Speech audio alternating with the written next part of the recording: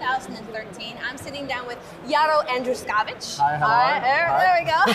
And Ivona Patak. How are you guys doing? And you're with Phalanx. Yeah, we are with Phalanx. Yes, we were just talking about if you're doing a Google search at all, yes. Phalanx Games. That's it. All you have to type in. That's our new logo type. Phalanx. So you guys may want to know and notice it. It's a new design.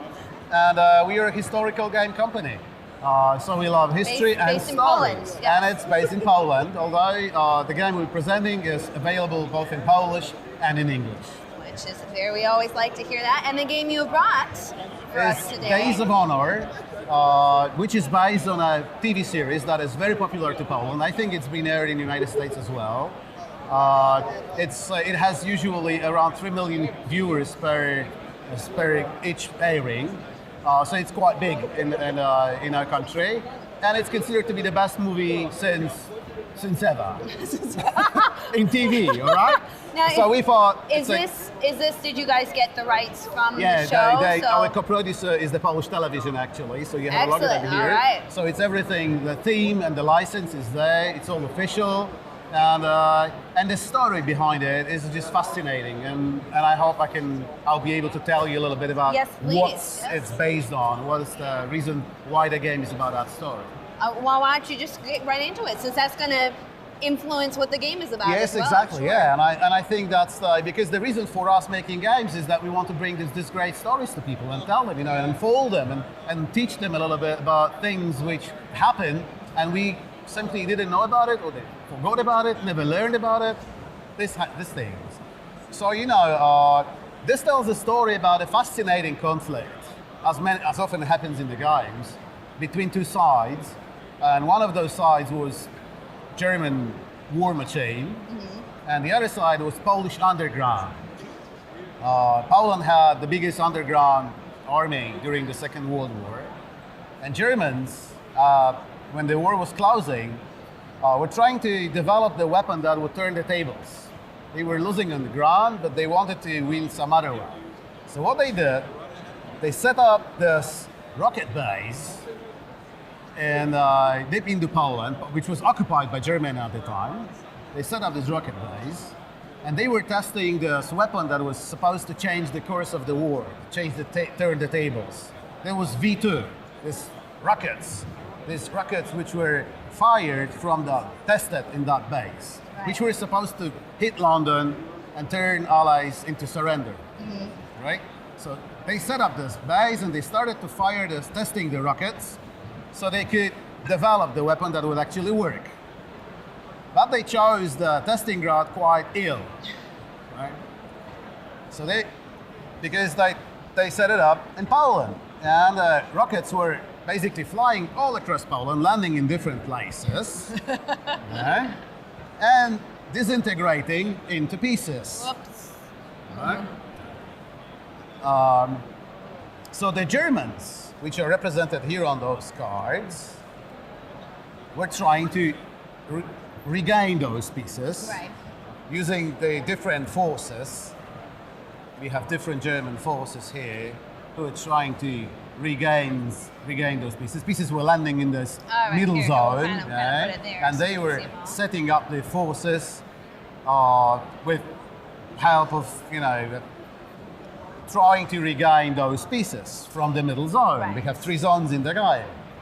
While Poles, who were sitting deep in the forest, the Polish Underground Army, which is represented on those cards.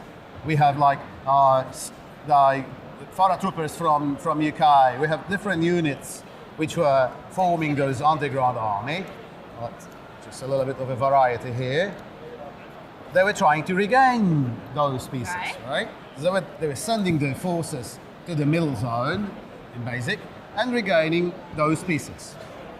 So in the game, what you were trying to do is to move the pieces to your zone, getting control of them. What happened in history was actually that they were able to collect enough pieces to recreate the weapon, produce all technical information, pack it into the airplane, which landed from Brindisi, right from Brindisi to Poland, landed in the middle of nowhere. They packed all the pieces together with technical information, plus the scientists who were working on it, and ship it to London. enough in advance for allies to learn about the weapon and they learn how to defeat it. So when they were actually fired, the allies knew how to defeat them, right? So this is the story that is being told by the game. And this is a tactical game. It takes around 30 minutes to complete. And it's a good entry game for those who want to be, introduced into tactical games. We play two sides. We have this Germans and we have the Polish underground, which is actually Polish underground flag, who are fighting for those pieces using various forces which are at their command. And here, actually, I'm going to move our central yes, zone please here. Please do. And we'll all right. let's give an example of some of these forces cards. Yes, here. exactly. So where is so this is the top for us, okay? All right, so yeah, give us an example of maybe how one of these differs from one another. Oh, you have different forces with different strength and cards which are influencing them. When you use them, you spend them and then you unspend them. The mechanism is quite similar to other tactical games. Mm-hmm. It is just the story that we're telling that is so fascinating about it. And the game comes in two languages, as I said.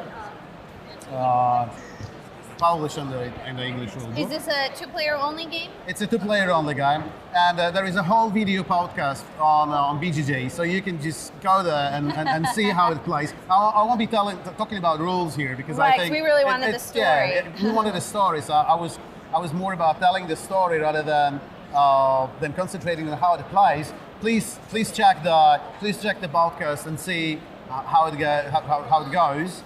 I can tell you only that the game is really high ranked now, and we sold whole printer to distributors. Good. So we consider it a success. We're considering another printer, which is always a nice thing for a game company. Now, right? given that obviously it's completely supported in English, do you guys have distribution into the United States? No, that's something we can talk about. So if there is anyone willing to bring the game to US or UK, you're welcome. You can meet us at our booth. It's 2B130.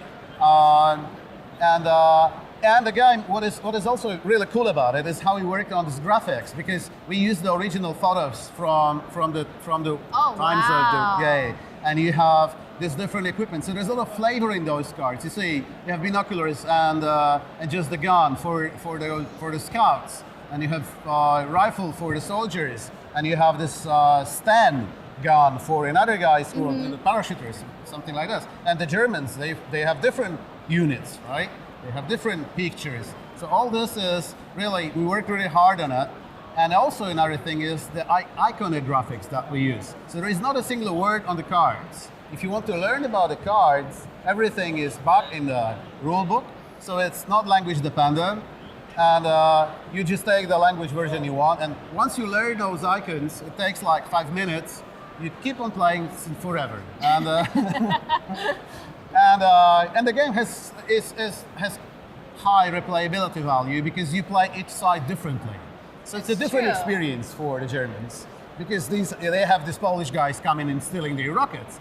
And it's a different experience for Poles who are hard pressed by the Germans because they actually can go to the forest and try to relieve the pieces from there. So there's a good story, and I think it also teaches about the effort that the Polish people had, during the war, and the forgotten conflict that was all about. Right.